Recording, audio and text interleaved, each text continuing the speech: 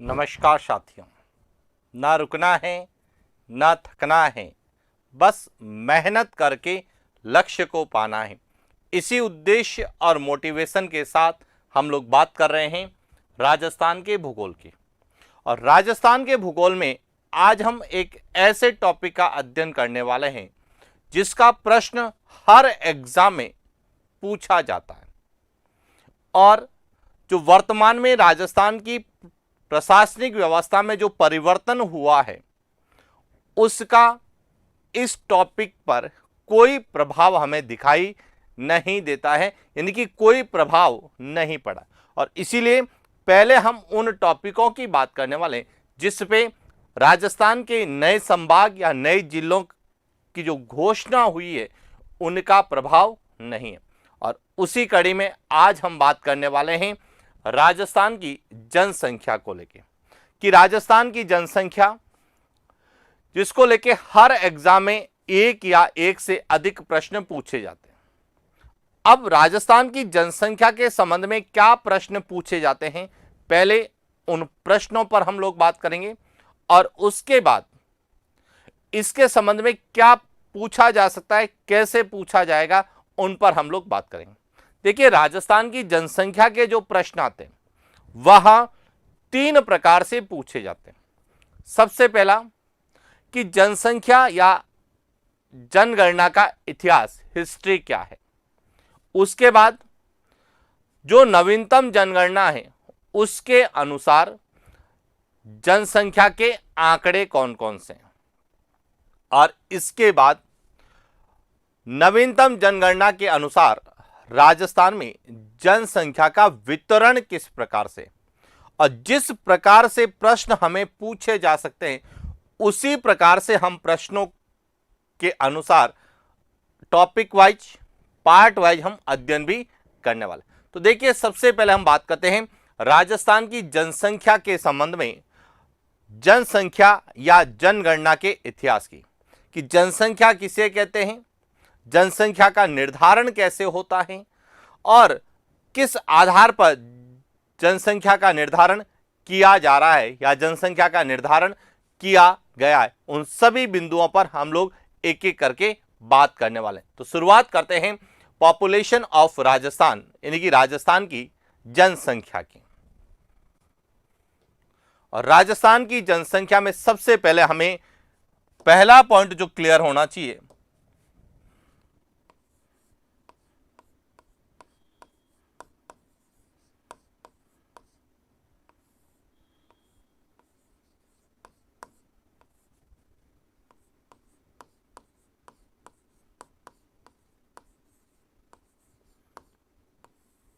राजस्थान की जनसंख्या में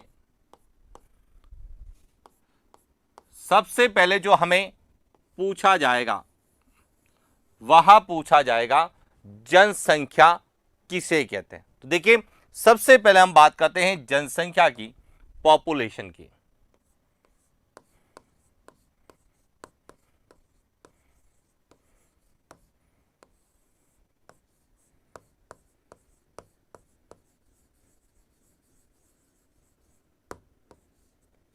कि पॉपुलेशन किसे कहेंगे, जनसंख्या किसे कहते हैं। तो देखिए, जनसंख्या का तात्पर्य है कि किसी निश्चित अवधि में, एक निश्चित अवधि में किसी क्षेत्र विशेष में या किसी स्थान विशेष पर रहने वाले लोगों की संख्या क्या कहलाती है, जनसंख्या कहलाती है। यानी कि जनसंख्या का तात्पर्य क्या होता है,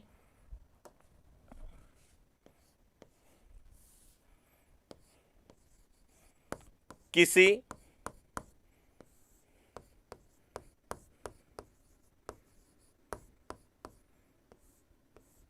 निश्चित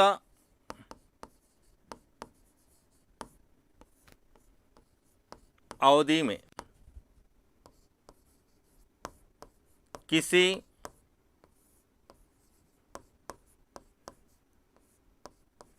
क्षेत्र विशेष या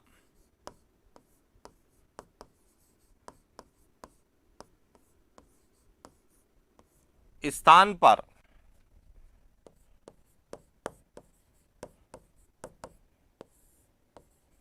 निवास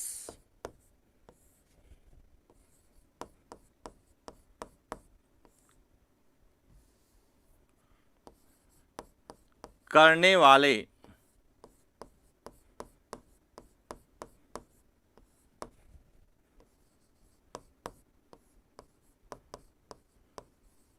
लोगों की संख्या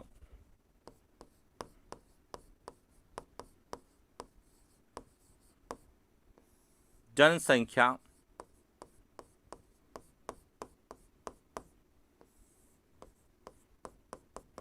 कहलाती है। पहला पॉइंट तो आपको यह क्लियर होना चाहिए कि जनसंख्या किसे कहते हैं। तो जनसंख्या पॉपुलेशन का तात्पर्य है कि किसी भी स्थान विशेष पर, अब वह देश हो सकता है, राज्य हो सकता है, जिला हो सकता है, संभाग हो सकता है, या फिर यहां कहें कोई गांव हो सकता है, ढाणी हो सकती, राजस्व गांव हो सकता है, कि किसी भी स्थान पर एक निश्चित अवधि में वहां पे कितने लोग रहते हैं, उन लोगों की जो संख्या है वह उस क्षेत्र की क्या कहलाती है, जनसंख्या कहलाती है। तो जनसंख्या का क्लियर हो गया, जनसंख्या किसे कहते हैं। अब अगला पॉइंट आता है कि जनसंख्या का निर्धारण किस आधार पर किया जाता है। तो देखिए, जनसंख्या का निर्धारण जनगणना के आधार पर किया जाता है। दूसरा पॉइंट आपको क्या याद रखना है कि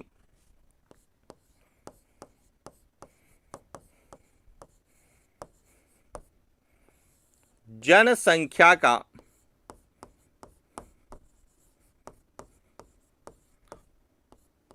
निर्धारण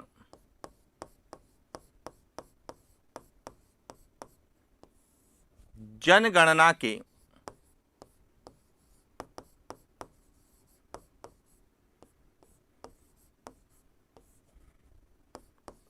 आधार पर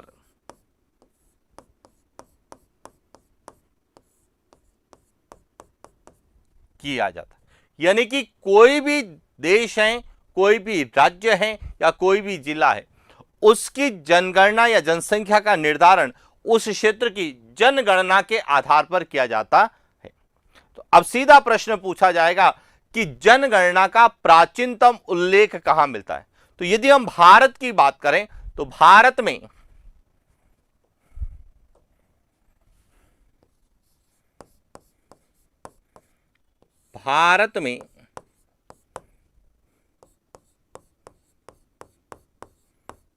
जनगणना का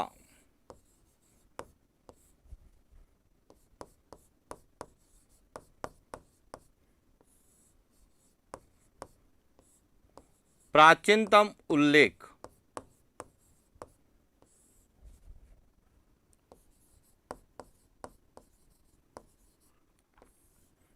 चाणक्य रचित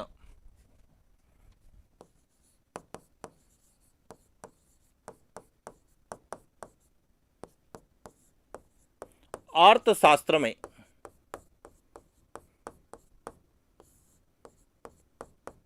मिलता है।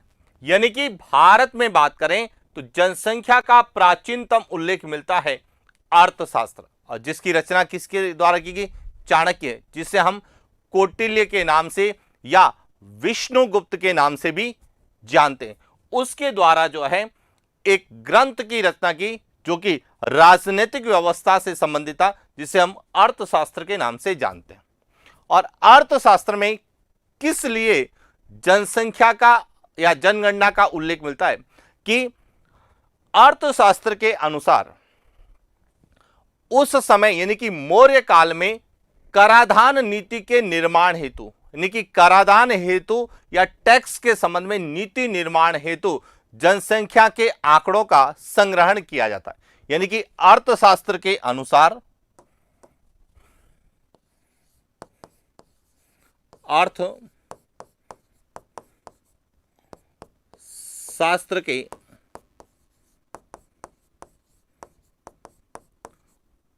अनुसार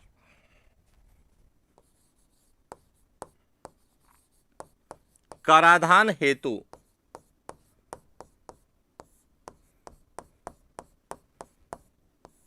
नीति निर्माण के लिए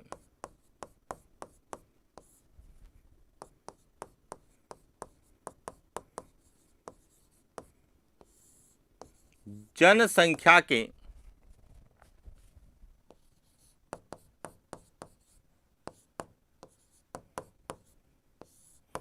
आंकड़ों का संग्रहण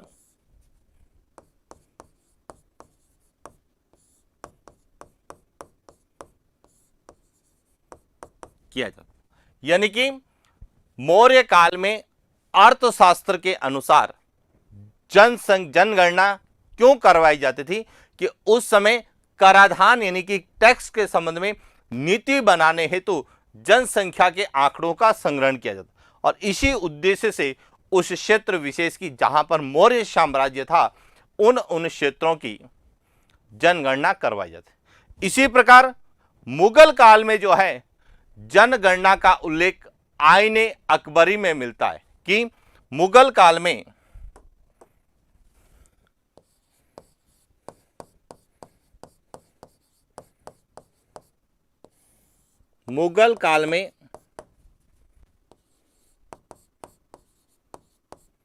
आईने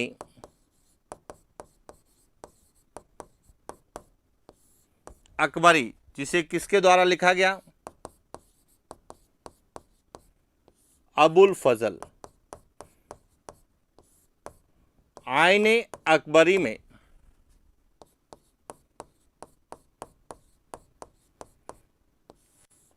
जनगणना का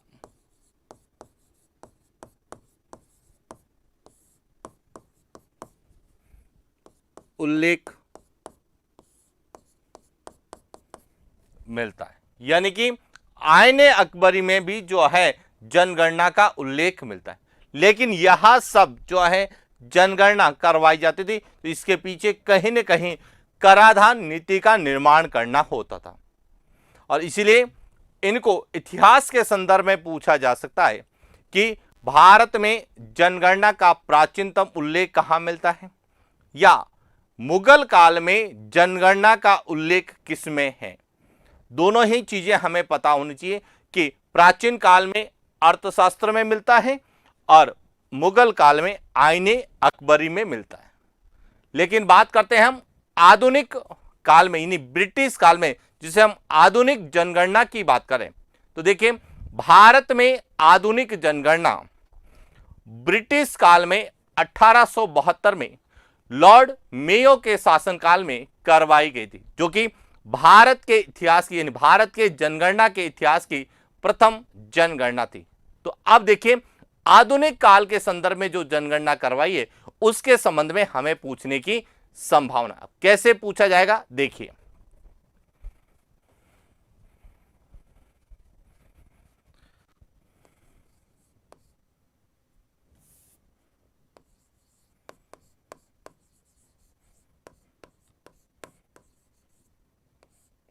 आधुनिक भारत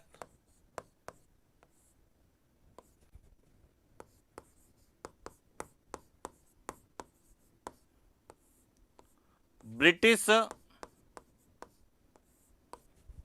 काल में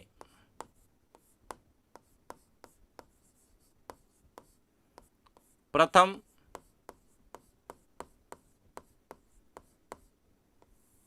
जनगणना 1872 में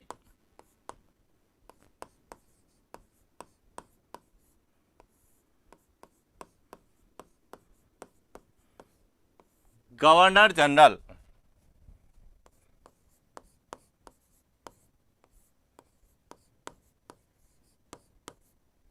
लॉर्ड मेयो के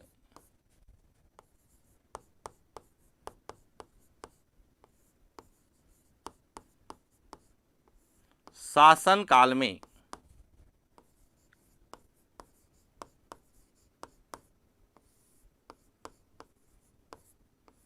करवाई। यानी कि आधुनिक भारत में पहली जनगणना कब हुई थी तो वह 1872 में हुई थी और उस समय भारत के गवर्नर जनरल थे लॉर्ड मेयो और लॉर्ड मेयो के शासनकाल में ही भारत में प्रथम जनगणना करवाई गई और इसीलिए इस जनगणना को हम भारत के जनगणना के इतिहास की प्रथम जनगणना कहते हैं।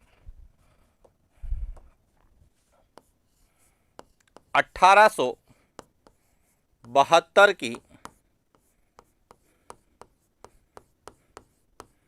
जनगणना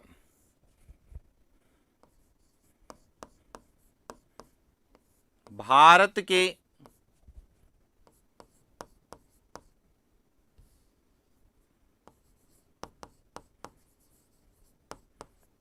आधुनिक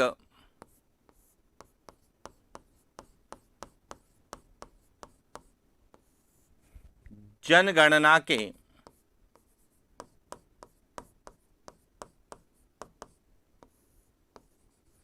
इतिहास की प्रथम जनगणना। यह भी क्लियर होना चाहिए कि भारत के जनगणना के इतिहास की प्रथम जनगणना कौन सी थी, तो 1872 की जनगणना, जो कि आधुनिक जनगणना के अंतर्गत भारत की प्रथम जनगणना थी। लेकिन यहां व्यवस्थित जनगणना नहीं थी। भारत में पहली व्यवस्थित जनगणना की जो शुरुआत हुई थी वह 1881 में हुई थी। उस समय भारत के गवर्नर जनरल थे लॉर्ड रिपन। तो देखिए,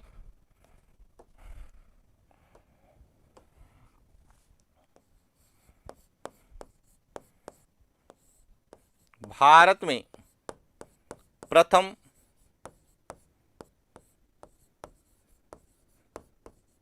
व्यवस्थित ऑब्लिक दशकीय जनगणना 17 फरवरी 1881 को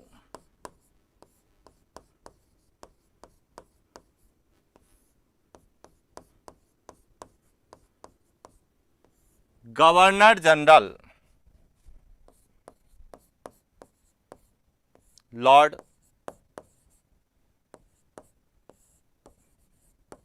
रिपन के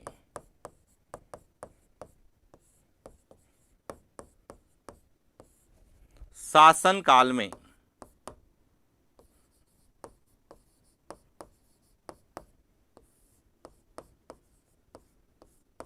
करवाई।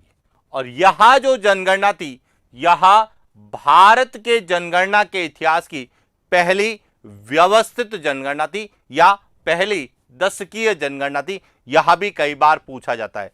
तो देखिए, 1881 की जो जनगणना है,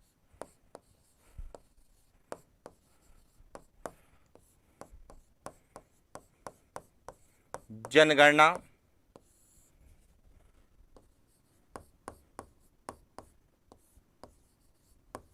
भारत के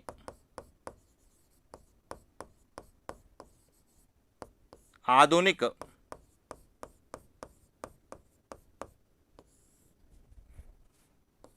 जनगणना के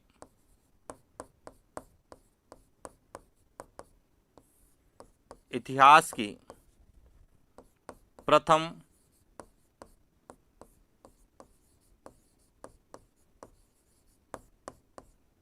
व्यवस्थित ऑब्लिक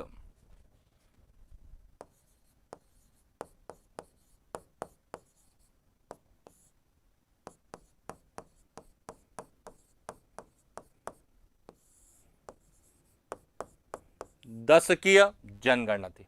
तो यहां तक तो कोई क्लियर नहीं होना चाहिए कि भारत में पहली जनगणना तो 1872 में हुई थी, लेकिन भारत की पहली दशकीय जनगणना जो है वह कब हुई थी, 1881 में। अब प्रश्न आता है कि भारत में जो दशकीय जनगणना का जो प्रावधान है, यह कहां से उत्प्रेरित है या कहां से लिया गया।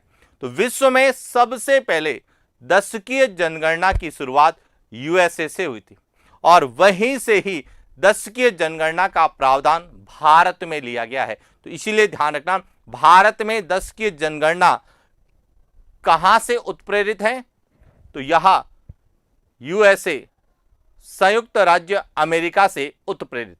जबकि विश्व में पहली जनगणना की बात करते हैं तो हम पढ़ते हैं कि स्वीडन में हुई थी। हालांकि वह विश्व के संदर्भ में है। हम राजस्थान की बात करते हैं तो देखिए भारत के इतिहास में तो यह आपको क्लियर होना चाहिए, लेकिन अब आती है कि वर्तमान में भारत में जो जनगणना है या जनगणना का जो आधार है वह 10 की है। यह ध्यान है, हर 10 वर्ष बाद जो है भारत में जनगणना होती।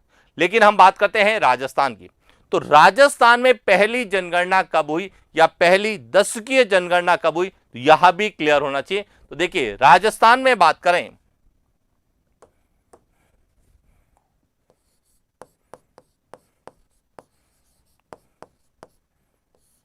राजस्थान में प्रथम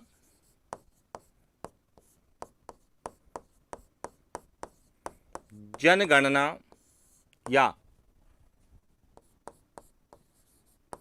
प्रथम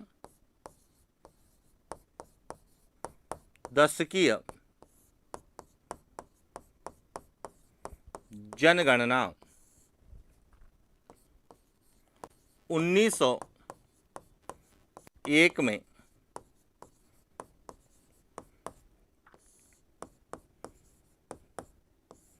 करवाई गई। तो यह भी ध्यान रखना कि भारत में जो है पहली जनगणना, राजस्थान में पहली जनगणना या पहली दशकीय जनगणना कब करवाई गई, 1901 में करवाई।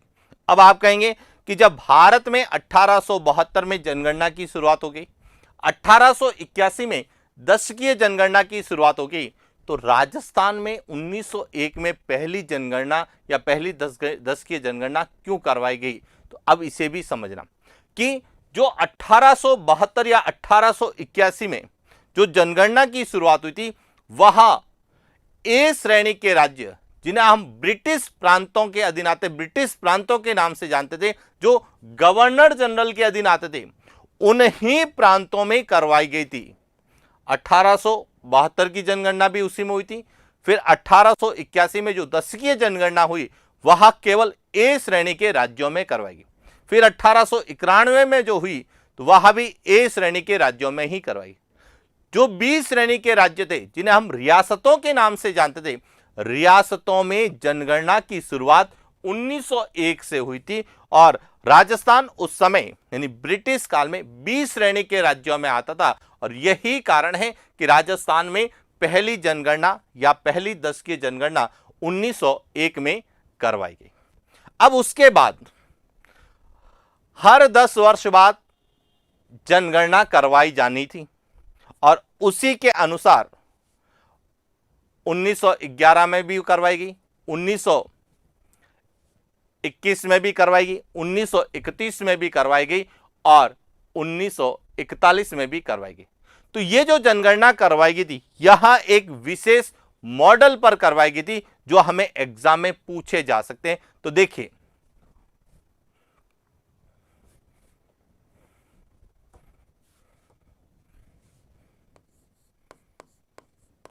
सन 1911 की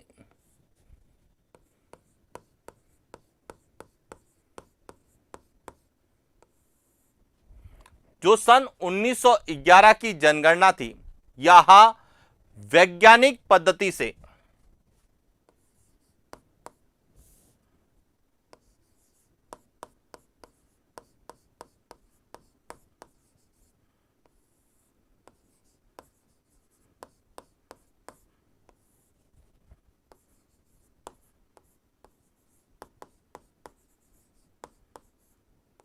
वैज्ञानिक पद्धति के आधार पर वैज्ञानिक पद्धति के आधार पर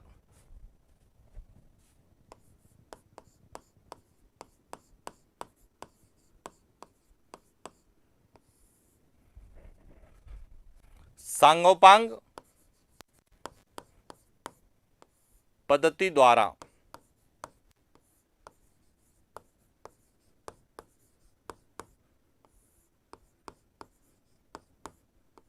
करवाई कि जो सन 1911 की जनगणना करवाई। देखिए 1901 में रियासतों में यानी कि 20 श्रेणी के राज्यों में जनगणना की शुरुआत हुई।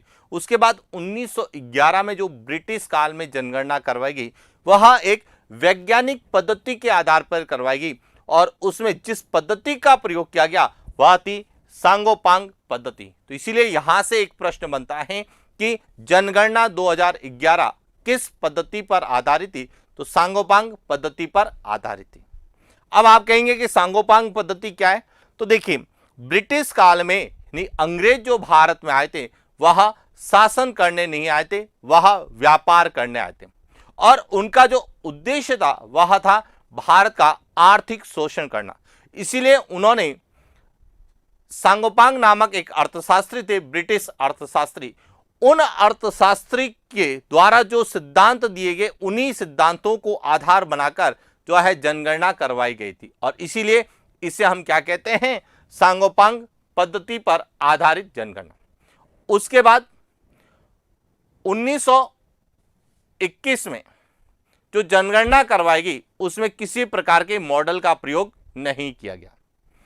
हो सकता है वह सांगोपांग मॉडल पर ही आधारित हो, लेकिन सन 1931 की जो जनगणना करवाई गई वह डिफेक्टो पद्धति पर आधारित थी।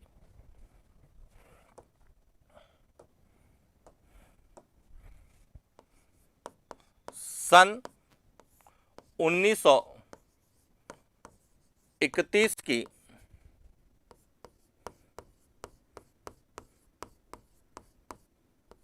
जनगणना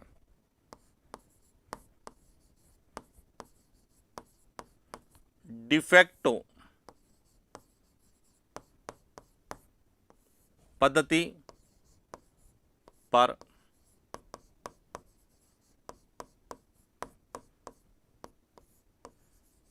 यानी कि सन 1931 की जो जनगणना करवाई गई थी वह डिफेक्टो मॉडल पर करवाई गई और उसके बाद 1941 की जो जनगणना करवाई गई,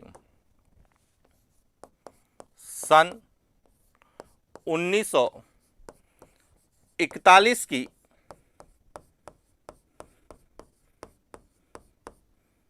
जनगणना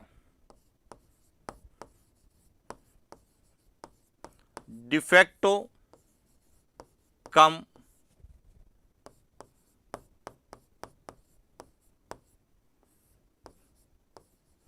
डिजूरे पद्धति पर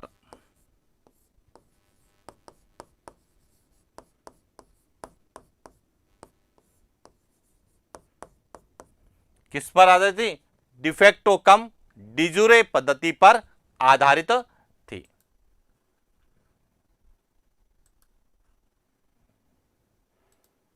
यहां तक कोई डाउट नहीं है। अब आगे समझा कि सन 1941 के बाद में 15 अगस्त 1947 को भारत आजाद हुआ और जब भारत आजाद हुआ तो स्वतंत्र भारत में जनगणना की कार्य प्रणाली और उसके निर्धारण हेतु एक अधिनियम बनाया गया जिसे हम भारतीय जनगणना अधिनियम 1948 के नाम से जानते हैं। यानी कि स्वतंत्रता के पश्चात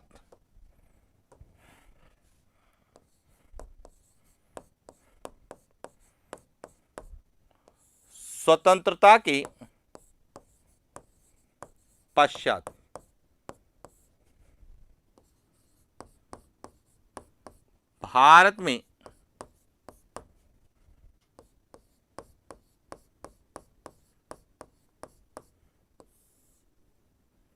जनगणना की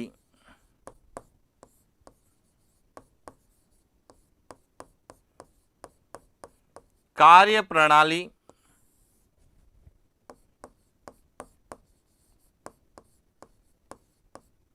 निर्धारण हेतु सन 1948 में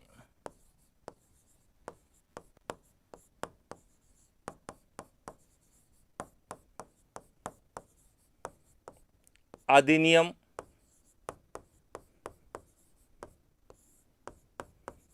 क्या बनाया गया? एक कानून बनाया गया, एक अधिनियम बनाया गया कि भारत में जनगणना स्वतंत्रता के बाद या स्वतंत्र भारत की जनगणना इस प्रकार से करवाई जाएगी। उसका पर्टिकुलर इस अधिनियम के तहत उत्तरदायित्व भी सौंपा गया और इसीलिए जो 1948 में अधिनियम बना इसे जिसे भारतीय जनगणना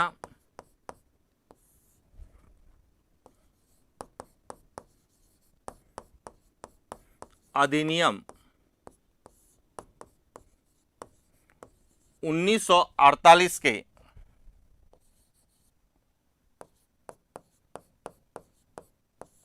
नाम से जाना जाता है। यह भी क्लियर हो गया होगा कि भारत में जो है स्वतंत्रता के बाद में जनगणना के लिए एक अधिनियम बनाया गया जिसे भारतीय जनगणना अधिनियम 1948 के नाम से जानते हैं। अब इस अधिनियम के तहत भारत के संविधान में आर्टिकल 246 के तहत जनगणना को संघ सूची का विषय बनाया गया और भारतीय संविधान की 7वीं अनुसूची के क्रमांक 69 पर सूचीबद्ध किया गया। यानी आपसे पूछा जा सकता है कि भारतीय संविधान में जनगणना का उल्लेख है, अनुसूची पूछा जा सकता है और अनुच्छेद पूछा जा सकता है। तो हम दोनों ही बातों को स्पष्ट करते हैं कि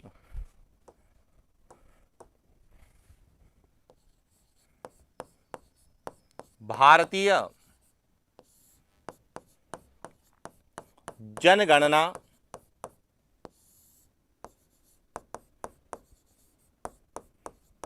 अधिनियम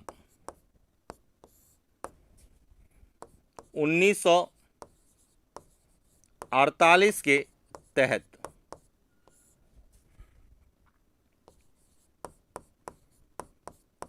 भारतीय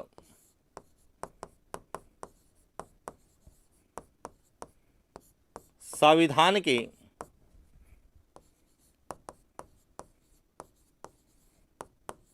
अनुच्छेद 246 के तहत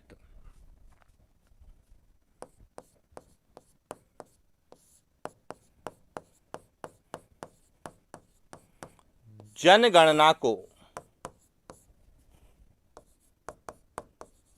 संघ सूची का विषय बनाया गया तथा भारतीय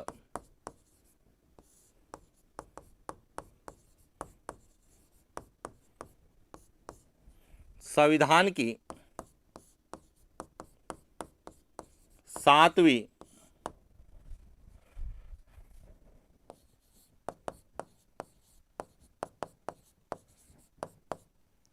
अनुसूची में क्रमांक 69 पर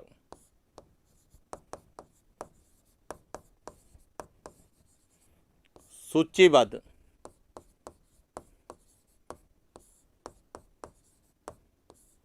किया गया। तो यहां भी क्लियर होना चाहिए कि भारतीय संविधान में जनगणना का उल्लेख कहां पर है, तो अनुच्छेद 246 में, और अनुच्छेद 246 के तहत ही जनगणना को संघ या केंद्र सूची का विषय बनाया गया। देखिए, भारतीय संविधान में 3 प्रकार की सूचियां हैं।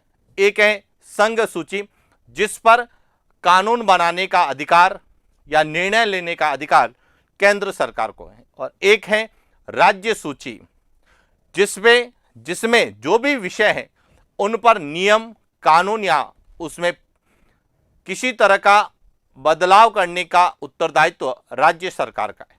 लेकिन एक है समवर्ती सूची, जिसमें केंद्र और राज्य दोनों की भूमिका रहती है, लेकिन अंतिम निर्णय जो है वह केंद्र सरकार का होता है, जिसे हम समवर्ती सूची के नाम से जानते हैं। और इन सूची में अलग अलग विषय दे रखे हैं, और उसमें से जो जनगणना विषय है वह किसका है, संघ सूची का विषय है। और यह भारतीय संविधान की 7वीं अनुसूची के क्रमांक 69 पर सूचीबद्ध है। तो इसीलिए यह भी ध्यान रखना, हमें संविधान के आधार पर भी पूछा जा सकता है कि जनगणना किस सूची का विषय है। भारतीय संविधान में जनगणना का उल्लेख किस आर्टिकल में है या फिर किस अनुसूची में जनगणना का उल्लेख है।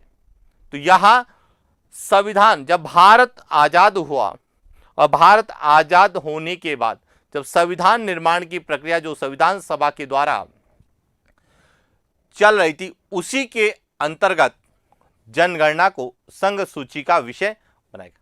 अब प्रश्न आता है कि इस अधिनियम, जो भारतीय जनगणना अधिनियम 1948 बनाया गया, इसके तहत जनगणना का करवाने का उत्तरदायित्व तो किसका है? संघ सूची का विषय है केंद्र सरकार। लेकिन केंद्र सरकार ने यह जिम्मेदारी किसे दी? यह सबसे इंपॉर्टेंट है और ये कई बार पूछा जाता है कि भारत में जनगणना जो है करवाता है कौन सा विभाग करवाता है, कौन सा मंत्रालय, या फिर किस के द्वारा करवाई जाती है। तो हम दोनों की बात करते हैं। तो देखिए,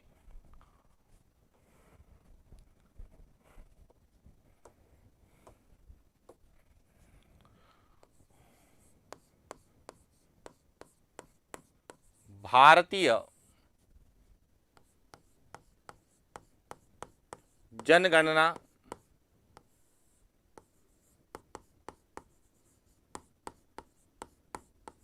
अधिनियम 1948 के तहत भारत में जनगणना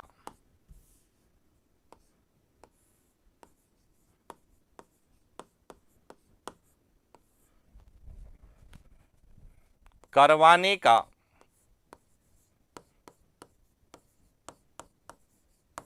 उत्तरदायित्व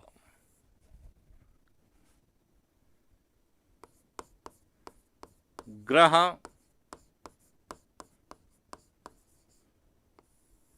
मंत्रालय के अधीन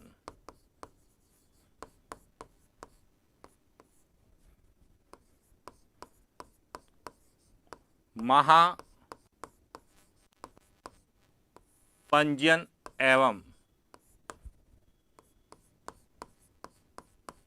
जनगणना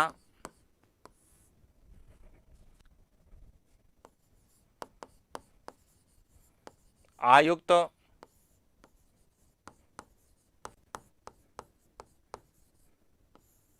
कार्यालय को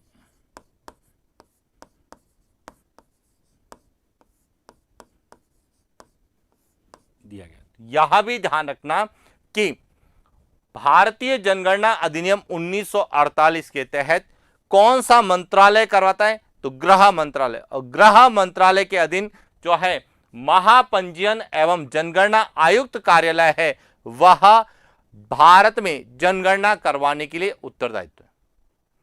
अब जो भारत में जनगणना होती है वह 3 स्तर पर होती है और तीनों स्तरों का आंकड़ों का संकलन कर अंत में महापंजीयन एवं जनगणना आयुक्त कार्यालय के द्वारा जनगणना के आंकड़े प्रकाशित किए जाते हैं।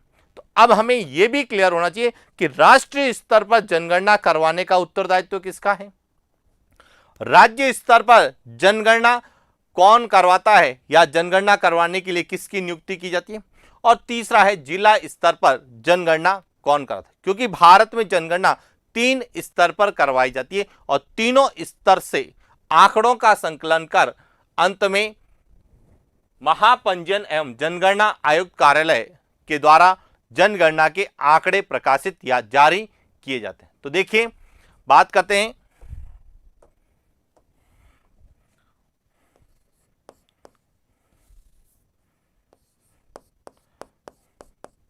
राष्ट्रीय स्तर पर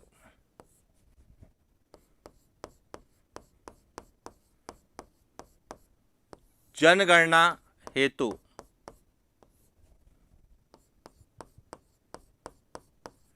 जनगणना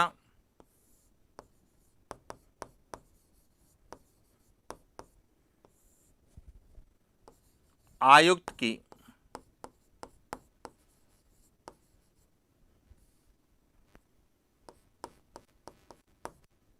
नियुक्ति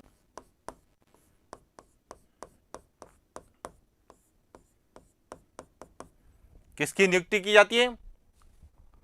जनगणना, राष्ट्रीय स्तर पर जनगणना हेतु जनगणना आयुक्त की नियुक्ति की जाती है। और भारत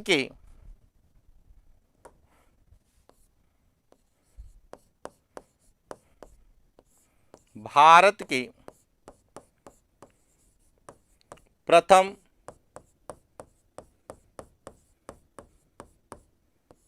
जनगणना आयुक्त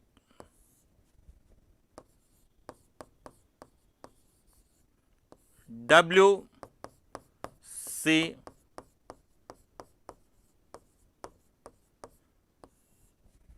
प्लाउडेन थे। यहां ध्यान रखना कि राष्ट्रीय स्तर पर जनगणना करवाने हेतु जनगणना आयुक्त की नियुक्ति की जाती है और जनगणना आयुक्त राष्ट्रीय स्तर पर जनगणना करवाने के लिए उत्तरदायी है। नहीं, पूरे देश में जनगणना करवाने का उत्तरदायित्व किसका होता है? जनगणना आयुक्त का होता है। और भारत के पहले जनगणना आयुक्त किसे बनाया गया? WC प्लाउडेन को बनाया गया। क्लियर? इसके बाद आता है कि राज्य स्तर पर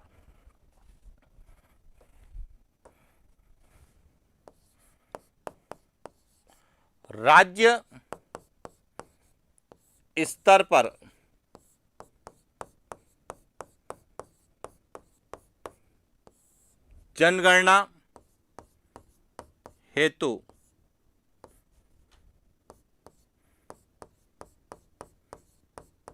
जनगणना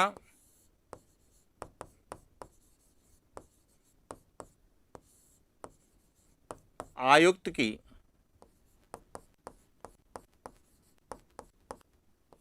सहायता के लिए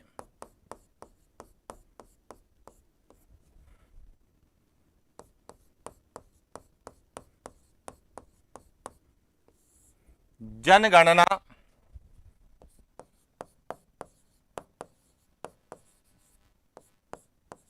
निदेशक की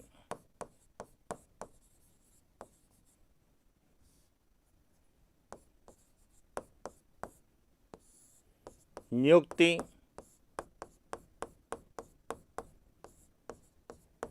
की जाती। यानी कि पूरे देश में तो जनगणना कौन करवाता है?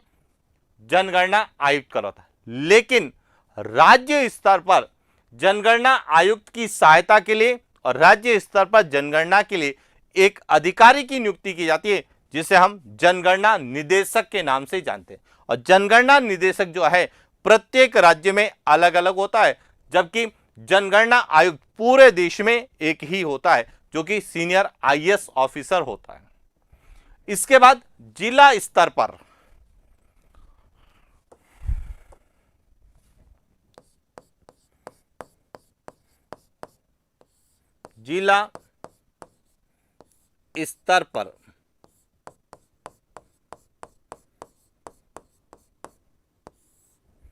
जनगणना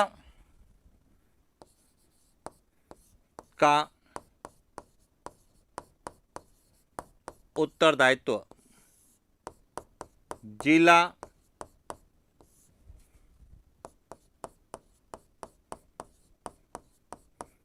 जनगणना अधिकारी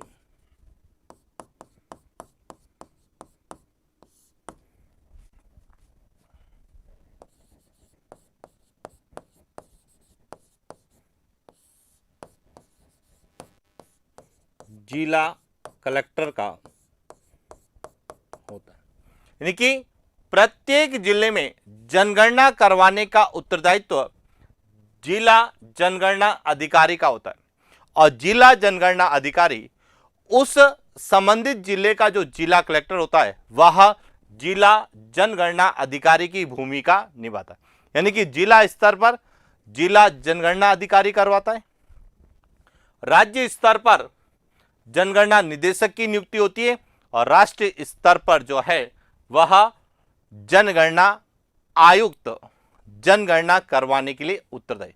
और यह सभी भारतीय जनगणना अधिनियम 1948 के तहत निर्धारित किए गए। अब प्रश्न आता है कि जब 1948 में भारत में जनगणना के लिए एक अधिनियम बना दिया और उसका उल्लेख भारतीय संविधान में कर दिया, तो प्रश्न आता है कि स्वतंत्र भारत की पहली जनगणना कब करवाएगी। अब एक एक पॉइंट को समझना कि स्वतंत्र भारत की पहली जनगणना कब करवाई गई और किस तरह से जो है जनगणना भारत में हुई है। तो समझने की कोशिश करना कि सबसे पहले हम बात करते हैं कि स्वतंत्र भारत की जो है पहली जनगणना 1951 में करवाई। क्योंकि भारत में दशकीय जनगणना की शुरुआत है, तो 1941 के बाद जनगणना जो करवाई गई वह 1951 में करवाई गई। अब देखिए,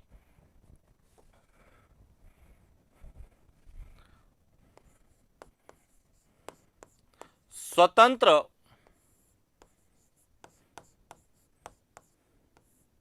भारत की प्रथम जनगणना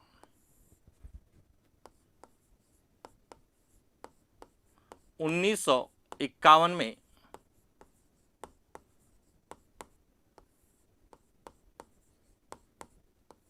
कब करवाएगी? 1951 में करवाएगी, जो कि स्वतंत्र भारत की पहली जनगणना थी। और यह जनगणना भारतीय जनगणना अधिनियम 1948 के तहत करवाएगी। लेकिन बात करते हैं वर्तमान राजस्थान में। तो देखिए, वर्तमान राजस्थान में प्रथम जनगणना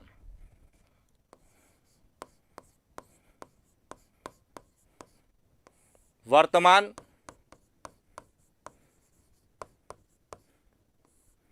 राजस्थान में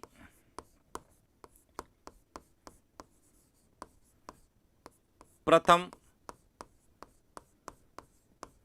जनगणना 1961 में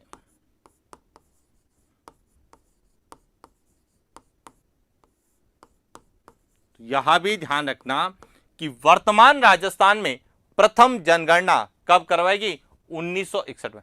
अब आप कहेंगे कि प्रथम जनगणना 1961 में कैसे करवाएगी? तो इसका ध्यान रखना कि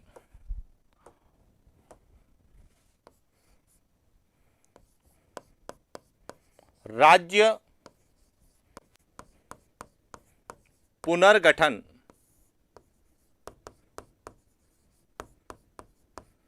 अधिनियम 1956 के तहत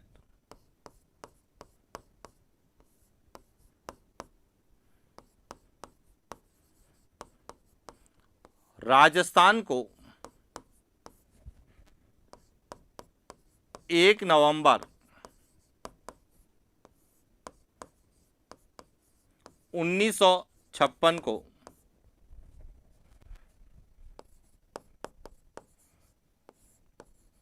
राज्य के रूप में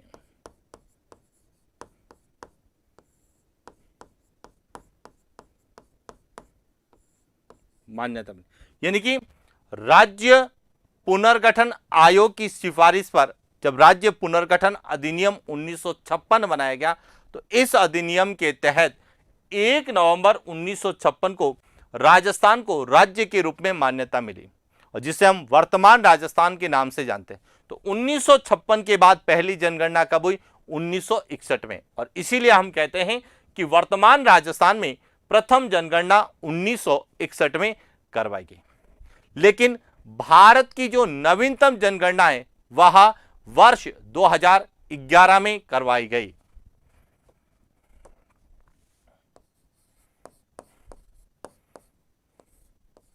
भारत की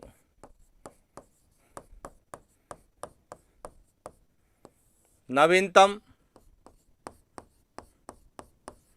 जनगणना वर्ष 2011 में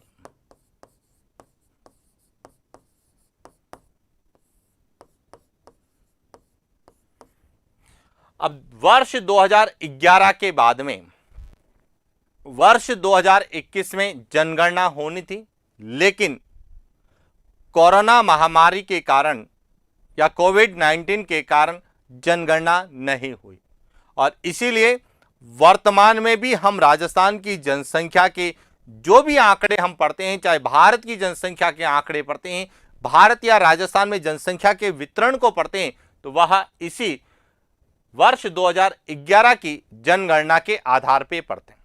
अब यदि राजस्थान में जनगणना के नए आंकड़े आते हैं तो अब आपको केवल नए आंकड़ों को ही पढ़ना है, इतिहास आपका यही रहेगा और उस समय नवीनतम जनगणना 2011 नहीं होके जिस वर्ष जनगणना होगी वह नवीनतम जनगणना वर्ष हो जाएगा और उस समय जो जनगणना के आंकड़े होंगे वह राजस्थान या भारत में जनसंख्या के नवीनतम आंकड़े होंगे। लेकिन वर्तमान तक हम जितने भी राजस्थान में जनसंख्या के आंकड़ों का अध्ययन करेंगे वह सभी जनगणना 2011 के अनुसार ही हम लोग करने वाले। क्लियर हो गया? अब हमारा यहां से जो सबसे इंपॉर्टेंट प्रश्न आता है कि वर्ष 2011 की जनगणना भारत के इतिहास की कौन सी जनगणना थी? तो एक एक पॉइंट को समझना। देखिए, यदि हम भारत में जनगणना के इतिहास को देखें, भारत में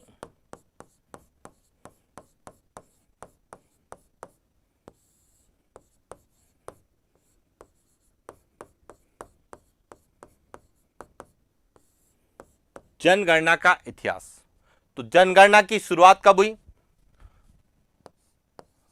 1872 में, उसके बाद 1881 में और उसके बाद 1891 में। उसके बाद बात करें 1901, 1911, 1921, 1931 और 1941। यह सब तो ब्रिटिश काल में हुई। स्वतंत्र भारत में 1951, 1961, 1971, उसके बाद 1981, 1991। इसके बाद जो 21वीं सदी आई तो वह 2001 और 2011। अब इसी के आधार पर हमें जनगणना के प्रश्न पूछे जाते हैं। अब देखिए एक एक पॉइंट। यदि हम बात करें भारत की नवीनतम जनगणना कौन सी है, तो भारत की जो नवीनतम जनगणना है वह वर्ष 2011 की जनगणना। अब इसी को आधार बना के हमें अलग अलग प्रकार के प्रश्न पूछे थे। अब एक एक प्रश्न को समझना।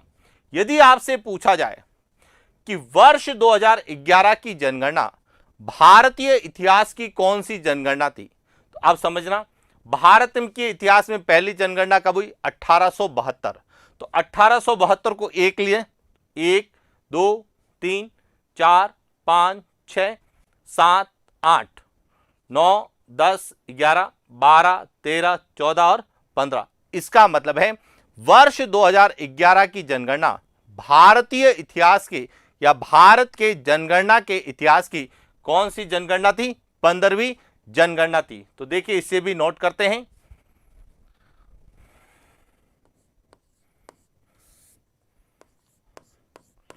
जनगणना 2011 भारत के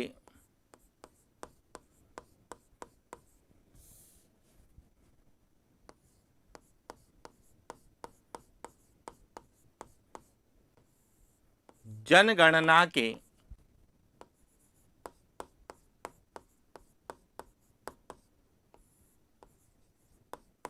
इतिहास की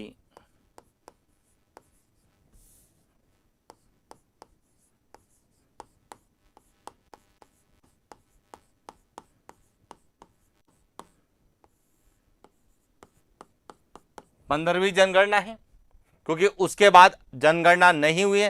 तो इसीलिए हम जितने भी जनसंख्या के आंकड़े पढ़ते हैं वह 15वीं जनगणना 2011 के अनुसार पढ़ते हैं। अब बात आती है व्यवस्थित की। यदि आपसे व्यवस्थित या दशकीय पूछा जाए तो पहली व्यवस्थित और दशकीय कब हुई थी? 1881 में।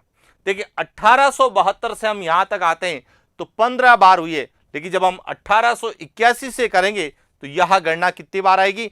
14 बार। तो इसका मतलब है कि यह जो है जनगणना 2011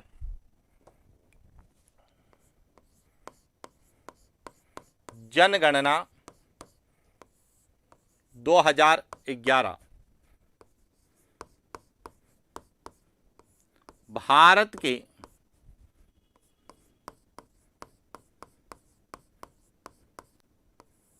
जनगणना के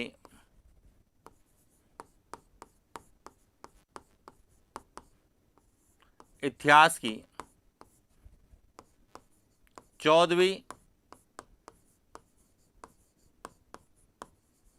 व्यवस्थित या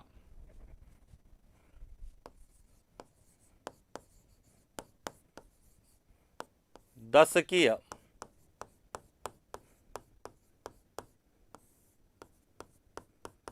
जनगणना है। तो क्लियर हो चुका होगा कि यदि भारतीय इतिहास की पूछा जाएगा तो हम लिखते हैं 15वीं, और व्यवस्थित या दशकीय जनगणना पूछी जाती है तो हम लिखते हैं 14वीं। लेकिन इसके बाद एक और पूछा जाता है कि स्वतंत्र भारत में पहली जनगणना कब हुई? 1951। तो 1951 से लेकर हम 2011 की जनगणना को पढ़ते हैं तो स्वतंत्र भारत की यह जो है कौन सी? 1 2 3 4 5 6 और 7, 7वीं जनगणना थी। तो यह भी ध्यान रखना कि जनगणना 2011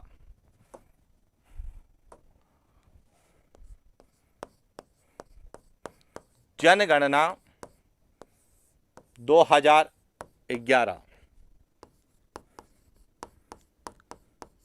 स्वतंत्र भारत की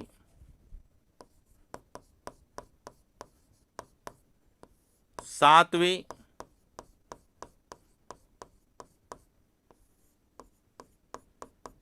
जनगणना। यह भी ध्यान रखना कि स्वतंत्र भारत की पूछा जाएगा तो 7वीं, और यदि वर्तमान राजस्थान में पूछा जाए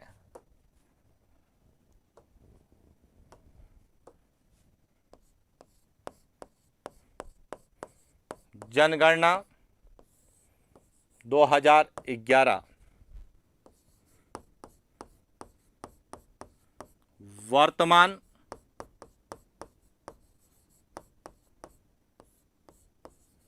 राजस्थान की छठी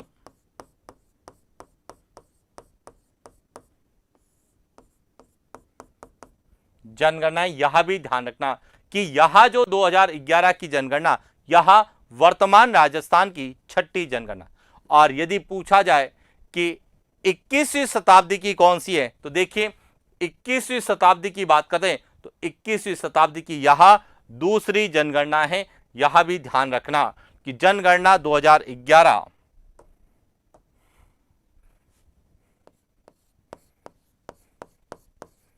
जनगणना 2011 21वीं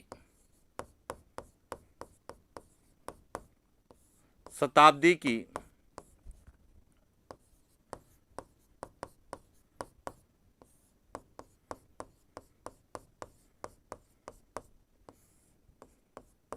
दूसरी जनगणना।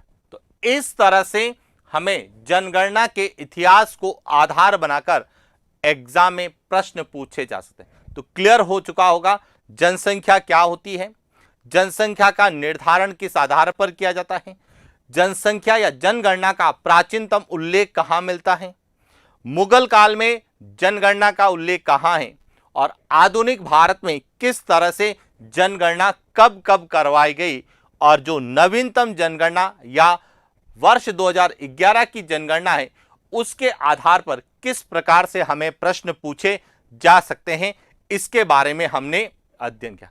और इसी के साथ यह जो टॉपिक हमारा कि राजस्थान में जनगणना का इतिहास को लेकर जो प्रश्न पूछे जाते हैं उन पर हमने चर्चा की। अब इसके बाद हमें आगे जो पूछा जाता है वह पूछा जाता है कि भारत में या राजस्थान के संदर्भ में बात करें तो राजस्थान में जनसंख्या के आंकड़े, और राजस्थान के जनसंख्या के आंकड़ों के बारे में हम आगे चर्चा करेंगे। तो आज के लिए इतना ही, मिलते हैं नेक्स्ट क्लास। Thank you.